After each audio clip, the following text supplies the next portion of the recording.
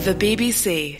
The Premier League returns tomorrow after the international break, but almost every manager has injuries or COVID concerns in their squad following that break. Mohamed El Neni and Sead Kolasinac will miss Arsenal's trip to Leeds because of positive coronavirus tests. Their Ghana midfielder Thomas Partey is out with a thigh injury. Liverpool's selection has basically been ripped up, badly impacted by injuries during the international break, and Mo Salah has tested positive for COVID too. The former Premier League manager Rafa Benitez was on 5 Live Sport last night. He is still against the introduction of 5 substitutes. With 5 substitutions, my experience in China has been that the last 2 substitutions normally has been wasting time. To prevent the injuries, I think there are too many international games, too many trips around the world that you could avoid. And I think it's an advantage for the top side. There's much more from Rafa Benitez in the 5 Live EuroLeague's podcast, which you can get as the Football Daily. Steve Bruce succeeded Benitez at Newcastle. He agrees he voted against it, says he would do so again, claiming that the accumulated fatigue, which may or may not have led to the spike in muscle injuries this season, is down to too many matches and not how many subs managers are allowed to select. But as for the West Ham boss David Moyes, he's just told his pre-match Zoom gathering that he's changed his mind. Originally, my opinion was that we should just have 3 subs because I felt that it would help the bigger sides. But what I didn't foresee was the amount of injuries which are coming into it. So I think for the fairness of the game, for this season only, I wouldn't be against changing and going to 5 substitutes now if that was the way it was to go.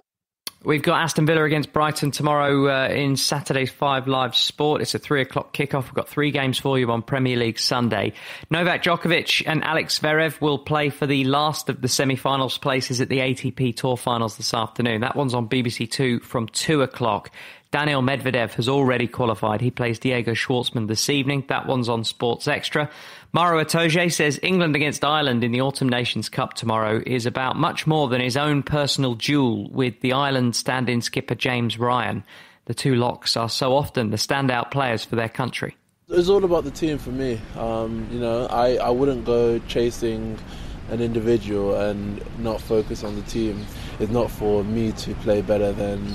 that is part of it, but it's not for me to have win an individual game within a game against any other player. It's for England to win, and I'll do my utmost to make that happen.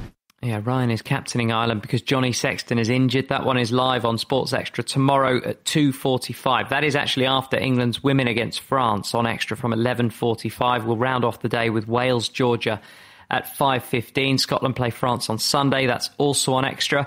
The Olympic swimming champion Adam Peaty says a generation of GB swimmers could be lost by the closure of pools and clubs during lockdown. It's the second time this year that clubs are currently shut. Especially for clubs, I think it was very disappointing because obviously they worked so hard to get the swimmers back in the water. And we're talking about swimmers who are 10 years old, 12 years old. So the next generation, and they're just going to go, I can't see the end in this. What's the point?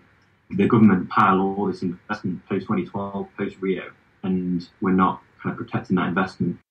You won't want to miss Peaty competing in the International Swimming League finals this weekend in Budapest. He's already broken 1 world record during this event. You can watch it on the BBC Sport website and the iPlayer from 1 o'clock tomorrow and 5 o'clock Sunday. BBC Sport.